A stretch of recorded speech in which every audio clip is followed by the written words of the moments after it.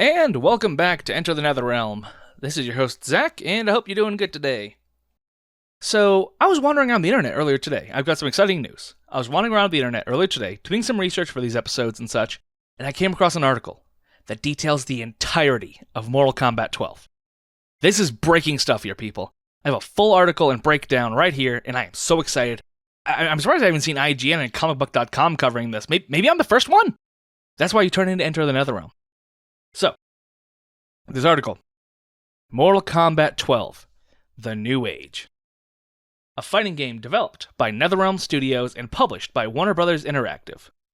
At the moment, we don't really have any details on the story or anything like that, so we gotta be patient there. However, what we do have is a bunch of information about the stuff that's going to be in the game, as well as the full entire roster. I know I'm so excited right now. So we're going to start off with the roster. Right now, it is listed that the full launch roster is going to be 74 characters. That's right, and this roster is going to contain all of the Mortal Kombat mainstays. For example, there's going to have Chameleon and Chameleon, both the male and the female version of the transparent ones from the Ultimate MK3, I believe it was. And then there's going to be Hydra instead of Hydro. I guess maybe they wrote out Hydro and they're putting in Hydra now. Quan Chi, Takeda, Mileena. It's spelled wrong, but hey, stuff happens. Striker, Dagon, and some fantastic news, guys. Our hopes have been answered. Finally, Khrome is going to be in the game. Holy shit. This is amazing. I can't believe it. This is already looking amazing, and we haven't even seen any pictures or videos or anything yet. And if that all-star cast, if that, the frickin' just the mainstays of Mortal Kombat, if those weren't enough for you, don't worry, because there are going to be 53 guest characters in the game. I know. I couldn't believe this. I've been just reading this article over and over and over again, and I'm just losing myself. I'm in it, The guests are going to include the likes of Doom Guy, which, sweet! He's been a huge wish from the community, including myself. From all the way back in the day when, in MK11, there was that trailer that had the chainsaw at the end, and it was like, and one more guy. I was like, oh, I hope it's Doom Guy. And that turned out to be nobody. Don't ask questions about that one. But yeah, so awesome. Freaking fantastic. I thought he was a shoo-in for MK11. But then there are a couple of other returning guests. There's going to be Jason Voorhees, Spawn, Freddy Krueger. We're finally going to get to see Freddy versus Jason in person, And that's freaking awesome. Because we got Predator versus the Alien. So now we're going to have Freddy versus Jason. It's going to be great. You get these remake scenes from the movie, right? However, there are also some real gets that they've never had in a Mortal Kombat game before. For example, Trevor Phillips from GTA 5. Venom, like the Spider-Man villain, Venom. He's going to be in it. The Mask. Man, I really hope they have Jim Carrey on board to reprise his role, Like in MK11 where they had, I guess they got Arnold Schwarzenegger's face and they had Sylvester Stallone come in to be Rambo. If they got Jim Carrey to be in this, that'll be awesome. Pennywise the Clown. A lot of people were asking for him for some fucking reason. Kenshiro from Fist of the North Star. Makes perfect sense. Snake Plissken. And of course, John Wick. I am shocked it's taking them so long to get John Wick in the game. And that's just a couple of the 53 guest characters that have already been confirmed for MK11. And I just wish I could read the whole freaking list to you guys, but we've only got so much time today. Oh, and this is better. Even my favorite part. So, and one of the other things that we have is we have a bunch of information about what the game is going to be like in terms of, how it's going to play, supplemental content, and stuff like that. And when I say supplemental content, don't you... Yeah, we got plenty of it. First off, there's going to be another story mode expansion, kind of like Aftermath, right? There's going to be brand new characters that aren't listed, so we have 74 characters, 53 guest characters, and more new characters. There's going to be the return of Conquest Mode. Yes! You know how much I wanted that. And they're going to have chess combat, puzzle combat, motor combat, create a fighter, And then they're also going to have babalities, animalities, and harakiris in the game. Holy shit, this is, talk about over-delivering. It's everything I could have ever asked for, including you. And also notice, it says create a fighter, but not create a fatality. So I guess that means that all 127 characters that we know of at the moment are each going to have their own distinct set of fatalities. Plus the babalities, the animalities, the harakiris, and I don't imagine them taking out brutalities, so the finisher compilations on YouTube are going to be like 5 hours long. Holy crap, guys, I can't talk. I'm just so excited about this. And this part where it gets a little weird, I guess somebody messed up the verbiage, but whatever, it's not a huge deal. It was announced at the Electronic Entertainment Expo in 2024, and then the game was released in North America and Europe on May 23rd, 2025. I mean, I can't wait. This is fantastic. This is exciting and fantastic, but man, I feel really bad for Ed Boon. NRS must have a massive leak in their frickin' ship with all this stuff getting out there, almost 3 years ahead of release? Man. So if you hadn't guessed yet, no, that's not real. Yeah, that's right. I'm sorry if you had gotten all excited and I just crushed your hopes like a puppy in my hands. This is from a fandom page. Mortal Kombat Phenon.fandom.com. None of what I just said was real, but it was fun, right? It was a nice little romp through the hypotheticals. And here I thought I was going out there with some of my predictions. These guys are predicting the subtitle, the release date, the platforms, 53 guest characters. A very ambitious game this would be. Well, this whole article kind of inspired today's topic. Because today we're going to be talking about the obscure, lesser known, and some entirely fictional characters from the Mortal Kombat lore. And as for the article, hey, I guess we'll see how it shakes out. Maybe this article was a glitch in the Matrix, and it's actually from 2024. Maybe this is how Mortal Kombat 12 will be. Smiley face. Yeah, probably not, though. Alright, everybody, welcome to the show. Enter the Netherrealm.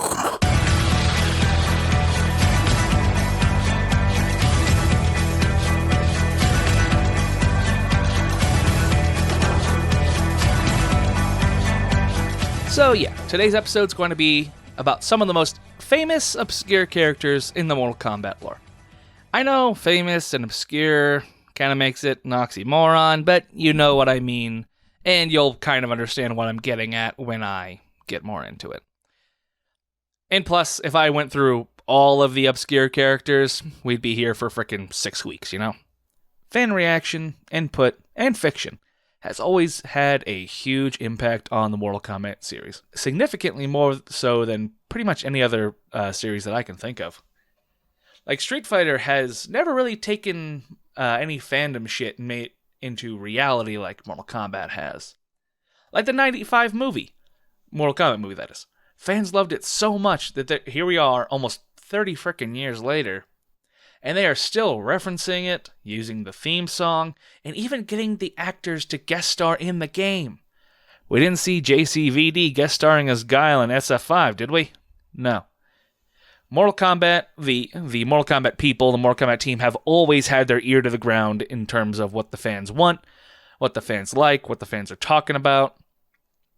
And to their credit, for the good and the bad, they've always been there to be like, hey, we're listening, we're sorry. Or, here you go, we know you've been talking about it.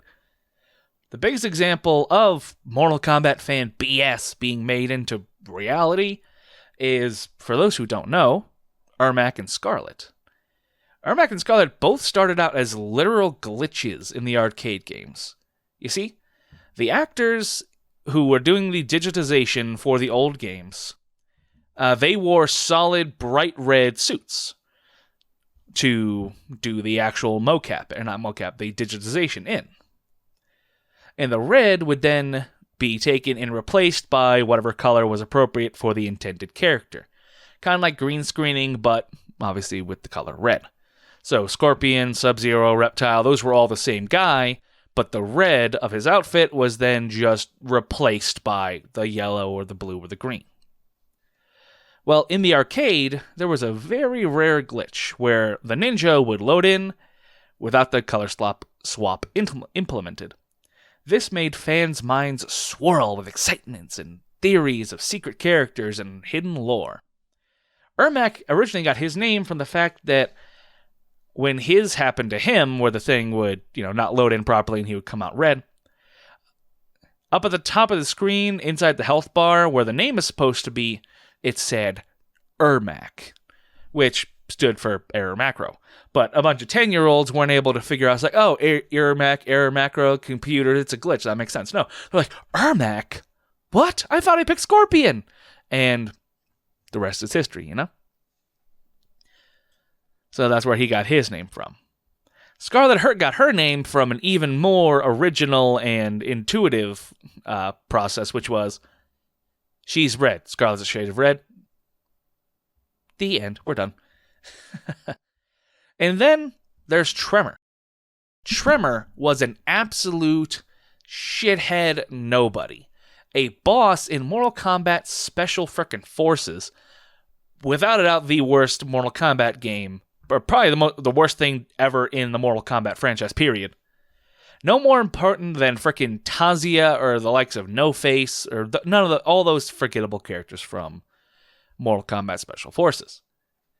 But the fan base was just so rabidly in love with the concept or the idea of the rock elemental frickin' earthbending ninja that they just willed him into not being forgotten.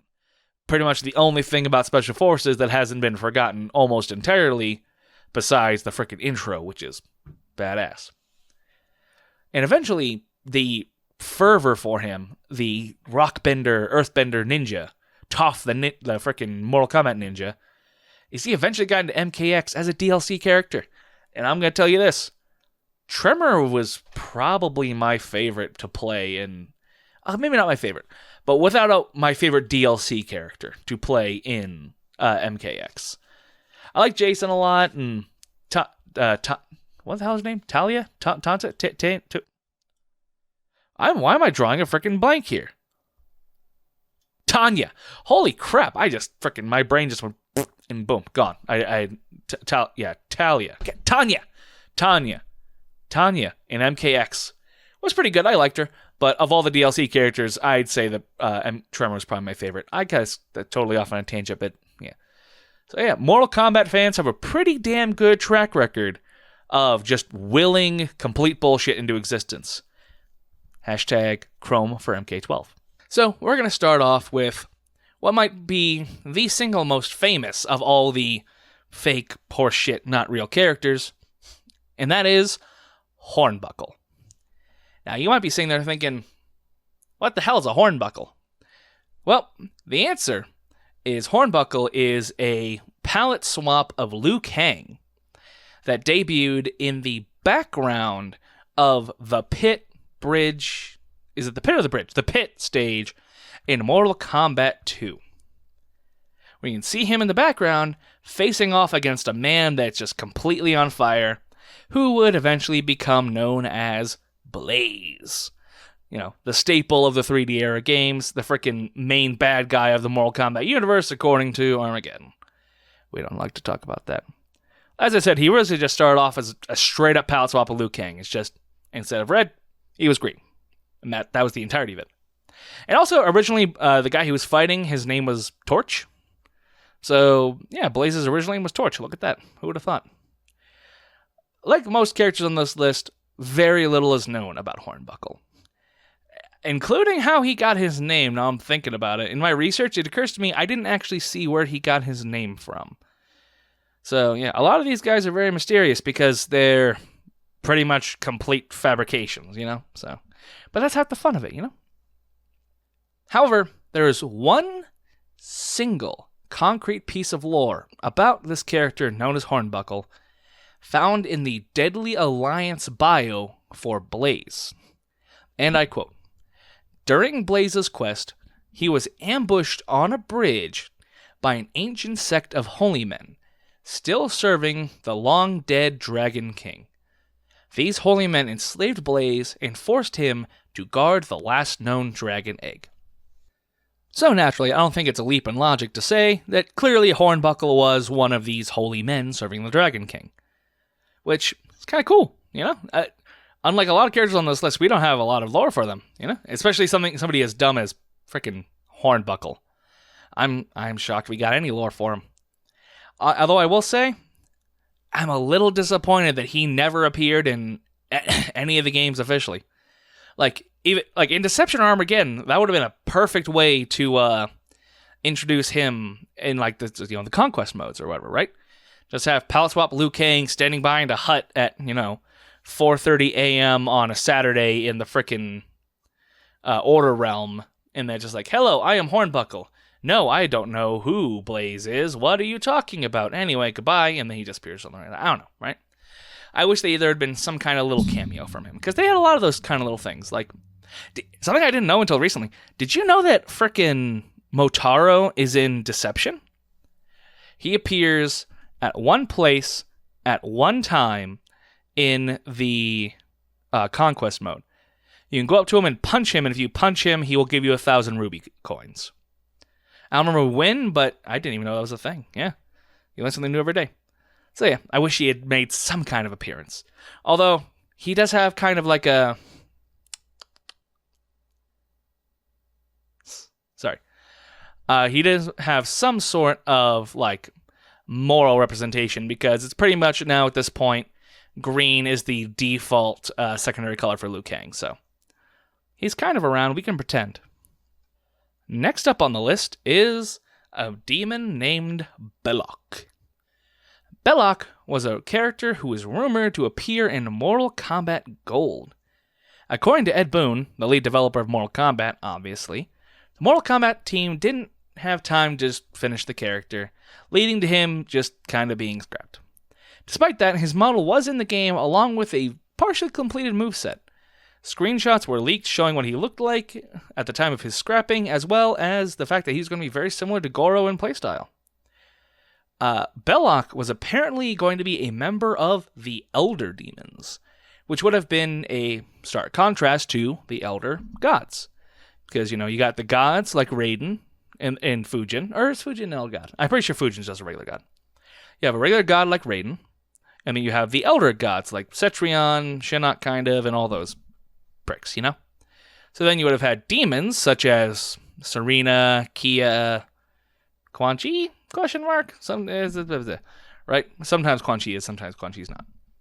And then you would have had the Elder Demons, which would include the likes of Belloc and whoever else. You never know. He's got a pretty cool design, I'll give him that. His base seemed to be just kind of Goro, but he didn't have the second set of arms, and he was solid red. He looked pretty cool. I think Belloc is a solid character that could just, because he's a big red monster dude. He's a demon. You could totally bring him back, have him be some kind of return, Or I guess not even really a return, more of a debut. Yeah. Hey, Mortal Kombat 12, you looking to mix something up? Looking to excite fucking nerds like me? Oh shit, it's Belloc! Just an idea. Although, somebody that would probably excite nerds like me a lot more would be a little man known as Nimbus Terrafuax. Nimbus Terrafuax was a gag created by Electronic Gaming Monthly, supposedly as a hidden playable character exclusive to the Genesis version of Mortal Kombat 1. He was said to be an African-American kickboxer, and said to be was corroborated by fake mock-ups of Nimbus Terrafuax in the actual magazine itself. This is back in the day when they would literally take pictures of the screen and print them onto paper and sell that in a magazine, So, going through that level of effort to actually fake it, it's kind of impressive. This guy has a pretty good amount of fan art to him, and I freaking understand why. He's really cool. A really cool concept, at least, and that's a hell of a name, Nimbus Terrafuax. Because, Nimbus, Cloud, Terra, Earth, Foul, or Faux, whatever, Foe. I guess it would technically be Nimbus Terrafaux, but Nimbus Terrafuax sounds cooler. I like to imagine he would have been kind of like a Black Dynamite character. You know the movie Black Dynamite? Fantastic movie, really, really funny. It's a parody of the blaxploitation movies from the, 70s, I believe? It was when they were really prevalent, maybe 70s and 80s. Really, really funny. Look it up if you haven't. Black Dynamite. There was also an anime kind of like in the style of Boondocks as well. So if you like the movie, watch the show. Anyway, Black Dynamite would thrive in the world of Mortal Kombat because, well, he's a badass who doesn't mind killing a few people who are real bad. And there's a couple people in Mortal Kombat who are a little worse than drug dealers. So, again, if you watch the movie, you'll understand. Nimbus doesn't really have much, or any, backstory really that I can find. Be it from an official source like Midway or NRS, or Midway/NRS, from the fans, or otherwise. But he has a cool name. So, and also MK doesn't really have a kickboxer yet.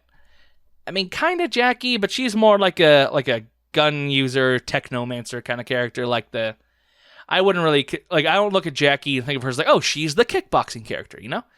Nimbus could totally be, Nimbus Terrafaux, if he ever made his debut, could totally be the kickboxer in Mortal Kombat. That'd be cool. And again, I would love a Black Dynamite character. And I actually had an idea just because I mentioned, I was like, oh, there's no lore about this guy. I just pulled some lore out of my ass, which is, what if, say, Nimbus Terrafaux was a friend/associate of Johnny Cage? Nimbus was a professional competition fighter who eventually retired from the ring and took his skills to Hollywood to become an action movie star. He got his start co-starring in a few Johnny Cage movies. They eventually became friendly rivals like Arnold Schwarzenegger and Sylvester Stallone until he eventually got his own break and started doing his own martial arts movies. There's some potential here. That could be damn cool if I do say so myself.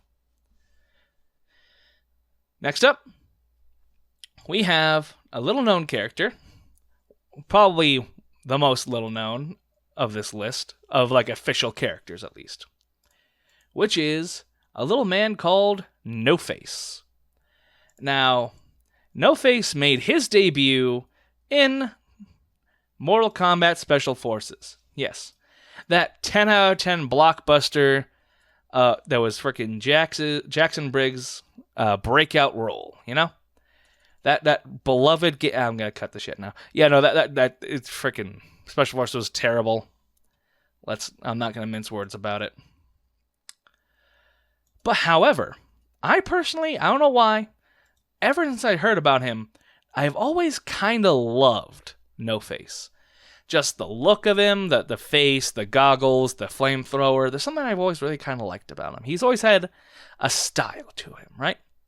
He had, as you can probably guess, given the name No Face, he is like a super hardcore burn victim who almost all of his facial features are just gone, just been burned away, right? He doesn't really have a nose, he doesn't really have ears, eyebrows, his lips aren't really distinguished, he barely has eyelids.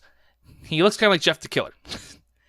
But he's also got a flamethrower, and he's got dynamite strapped to his chest, and it's probably safe to assume that he burned off his own face, be it intentionally or unintentionally.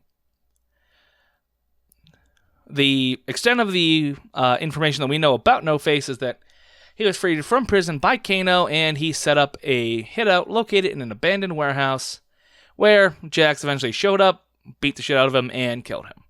So, long live No Face, rest in peace No Face, right? I don't know what it is, but I've always just kind of really liked him. There's something about No Face that's always just kind of, I don't know. He's the kind, and he is a known quantity.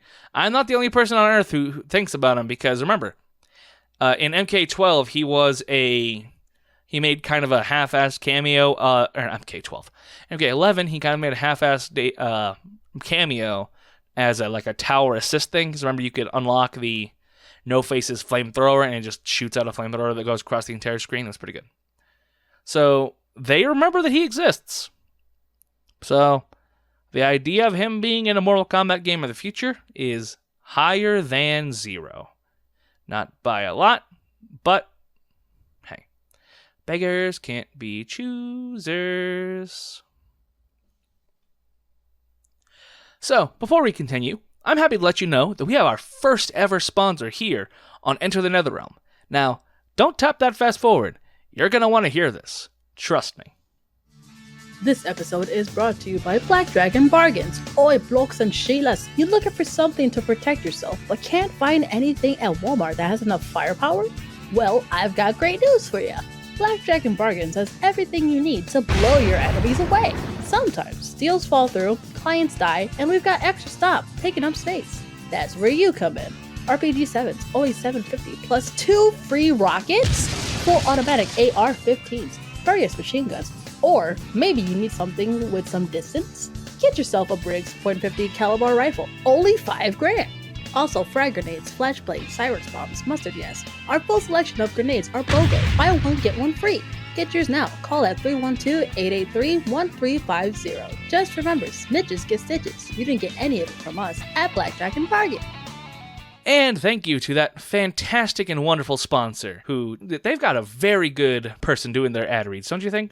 They have a very lovely voice. So, now let's get back to it. The next character that we got that's pretty out there, but people still like him, is a ninja named Hydro. Hydro was a close friend of Sub-Zero and a fellow Lin Kuei. He journeyed with Sub-Zero to Sub-Zero? Sub-Zero? I said something wrong. He journeyed with Sub-Zero to combat the forces of Outworld. Hydro has the ability to control water and has even blasted strong waves of water that were so freezing, frigid cold that they could actually freeze an opponent upon contact. Sounds like a fantastic buddy to have for frickin' Sub-Zero, you know? Because we all saw how it worked out in Mortal Kombat 1998 or 5 rather. So having that kind of a guy on his side, probably for the best. His only real mainstream appearance that I can find in Mortal Kombat was in Mortal Kombat Legacy, as a member of the Cyber Initiative, in which he was even more like Rain, because he used electricity more than he did water, which was none.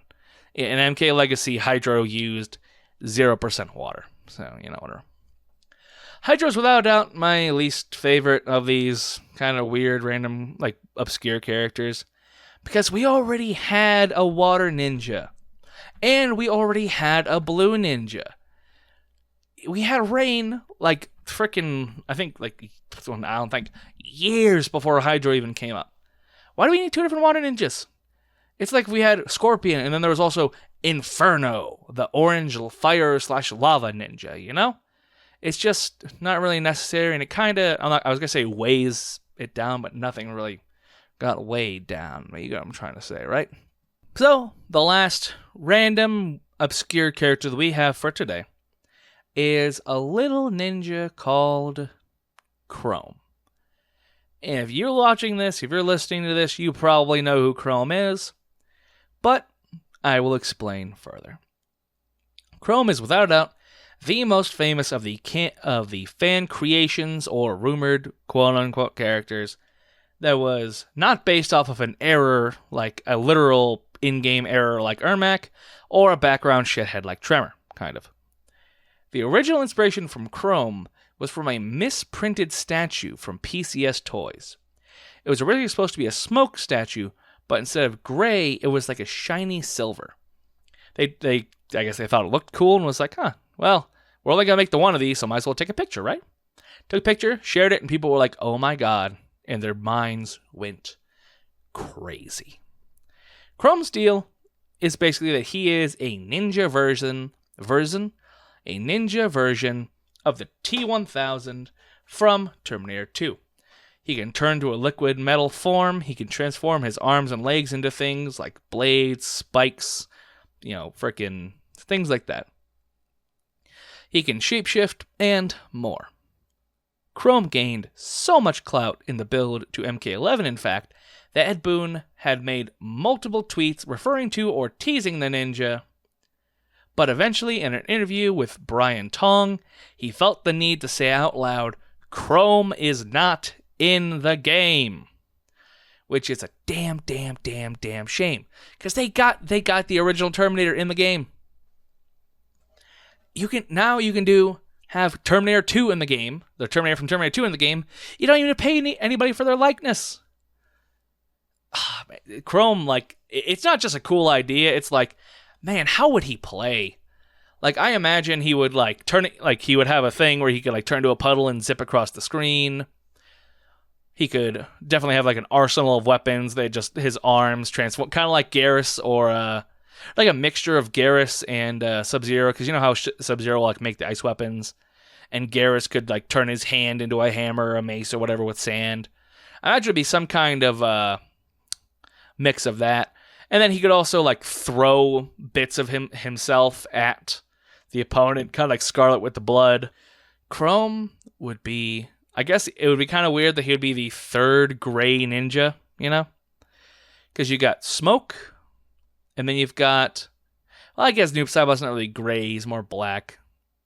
Still. Neutral. That's really something. You know, there's not a pink ninja or a white ninja. So I guess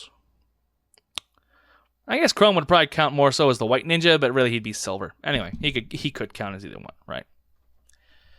I'm getting into the semantics now. But I think Khrome would be freaking badass, right? And that was another inspiration for me to do this list, is because we need to freaking have our voices heard. And in the build-up to MK12, we need to get Khrome in the game.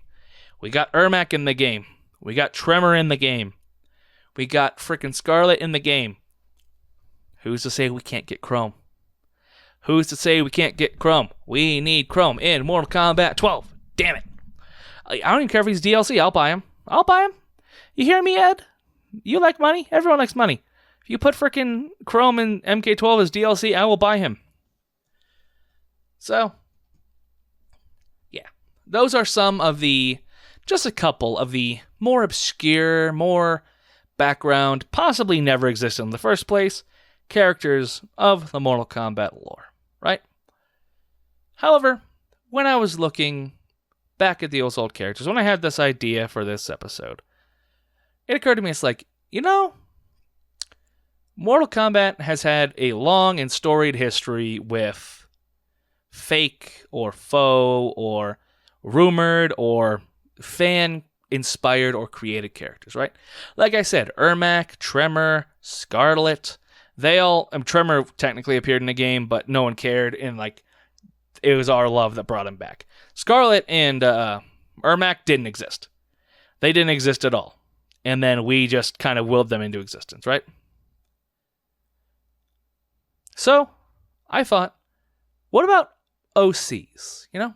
Original characters. Inserts.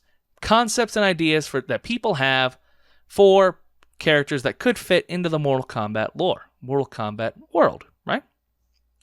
Because that's basically what somebody like Ermac was. Ermac just basically started off as fan fiction, right? So I decided to go look and see if I could find some creations from the Mortal Kombat community. And I picked out some of the ones that I really like. So one of these is one of the most famous ones, Hellfire. The original artist of Hellfire is unknown, aka Scorpion's girlfriend. She doesn't have much of a backstory that I can find. It seems that she is simply a gender swap of Scorpion she acts as his love interest. It's fan fiction, people. You gotta expect it a little bit. I bring her up because I'm pretty sure Hellfire was the first ever Mortal Kombat OC that I ever saw, and one of the most common ones I've seen fan art of.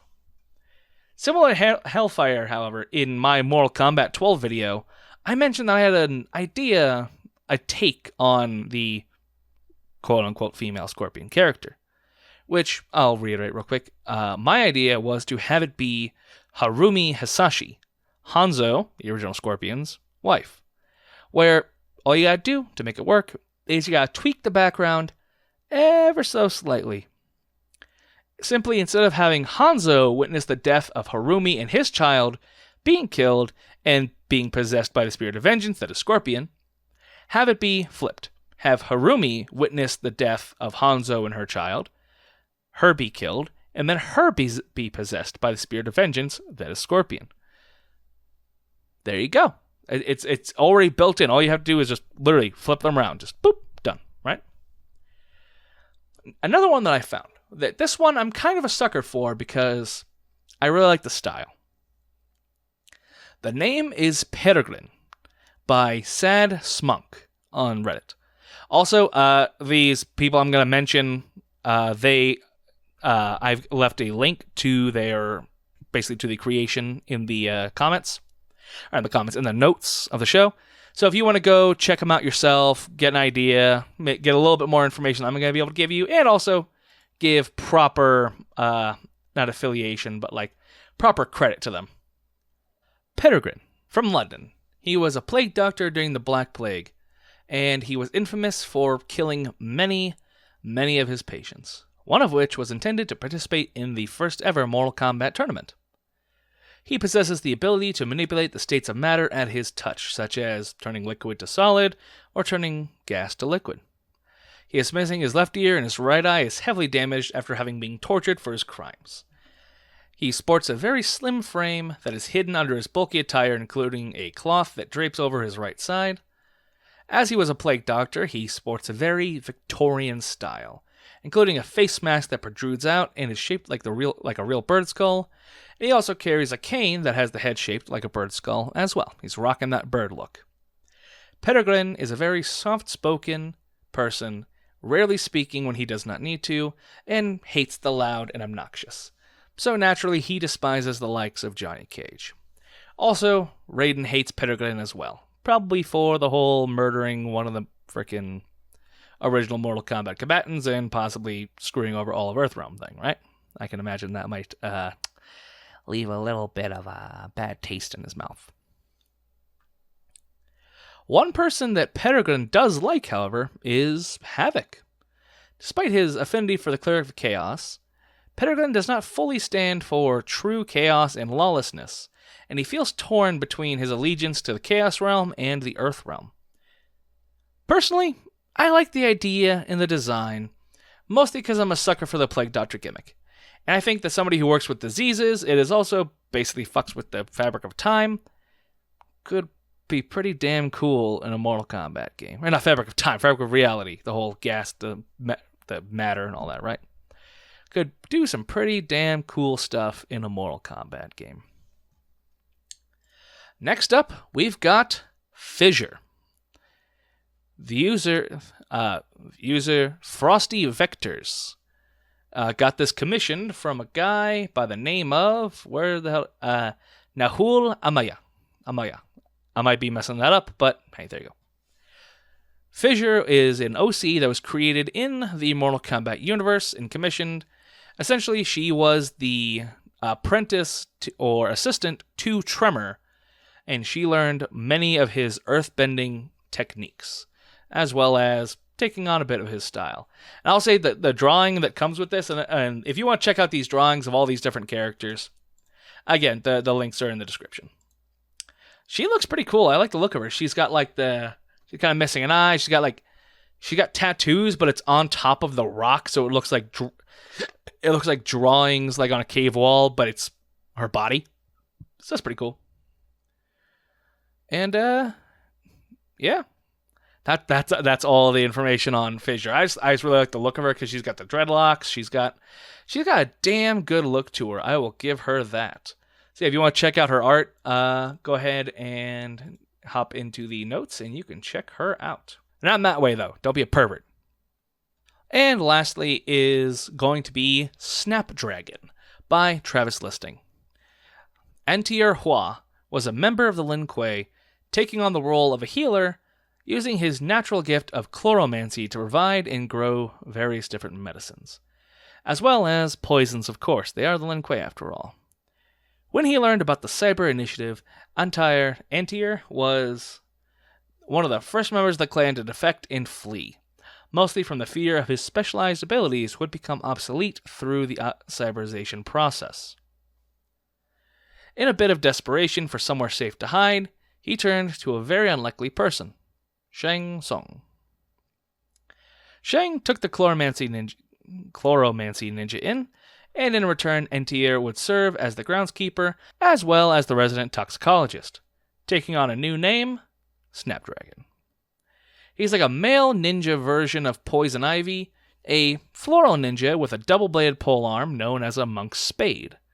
Honestly, this is probably my favorite OC that I've seen so far, because I like the design, I like the look, I like the weapon, I like the idea of having Poison Ivy in a Mortal Kombat game, like in a frickin' setting where a Poison Ivy kind of character could just go crazy and do whatever they wanted.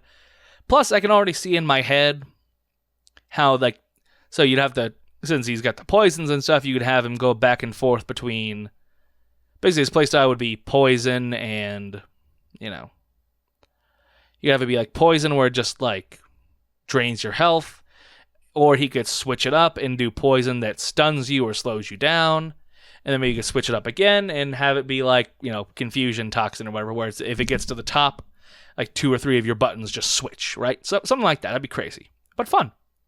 I just think he'd be, again, we've had a ninja of pretty much every color that anybody cares about. We've had a brown, we've had a blue, we've had a yellow, we've had a red, we've had a green. What we're missing is a pink. So I think that Snapdragon would be a great use of the pink ninja slot, you know? So those are obviously just the very, very surface of the Mortal Kombat OC whole. There are some really good ones if you look around, and I would encourage you to do so. There are some hits, there are some misses. You might come across a few that make you go, oh, that's super cool! And you might come across some that give you a good laugh. Either way, though, you might want to keep your safe search on while you're looking. Or don't. I'm not your dad. Browse at your own risk.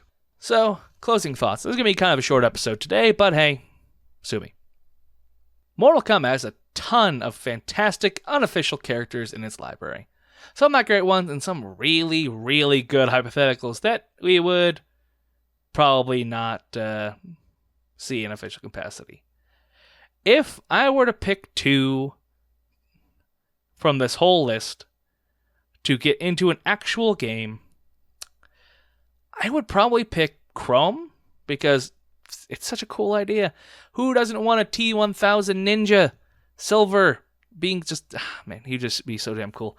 And again, if you've never seen frickin' Khrome before, I would highly encourage you to do so. He looks super, and he's another one that got a ton of fan art, and you can just look at him and your mind will go like crazy with all the ideas and all the concepts that you could frickin' see, right? And number 2, if I had to pick 2, Snapdragon. Of all the OCs I've seen so far, he is definitely the best one. He is without a doubt my favorite. I could really, really see Snapdragon being in the actual game. I could already visualize how he would play. Again, the pole arm would definitely be a big hit. The poisoning, the plant life, the poison ivy kind of thing he's got going on. And I could definitely see him having some rapport with the other characters, such as, because he was a Lin Kuei, so he's got that connection. He was a servant of Shang Tsung, so he's got that going on. And I think he would fit in the setting really well. Hypothetically, of course.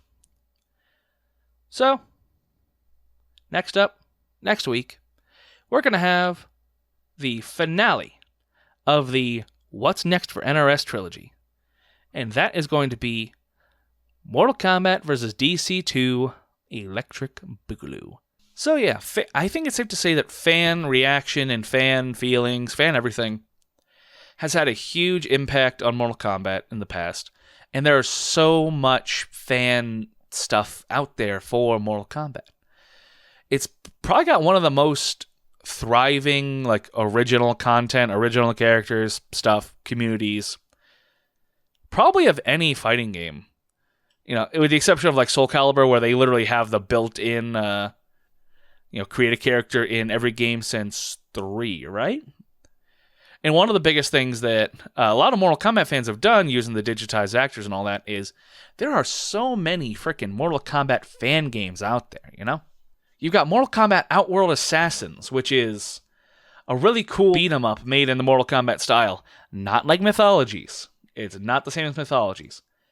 Then you got Mortal Kombat Chaotic, which is an MK game, like a 2D MK game in the style of like 1, 2, and 3, but it's got a gigantic freaking like bigger than Armageddon sized roster with a bunch of the 3D era all the 3D era characters thrown in there. You've got Mortal Kombat 4.1. You've got Mortal Kombat Defenders of the Earth, which is pretty good. It's a little funky with like how it looks, you know. And there's just Mortal Kombat Carnage, Mortal Kombat vs. Killer Instinct, which was just a freaking, you know, Mugen game.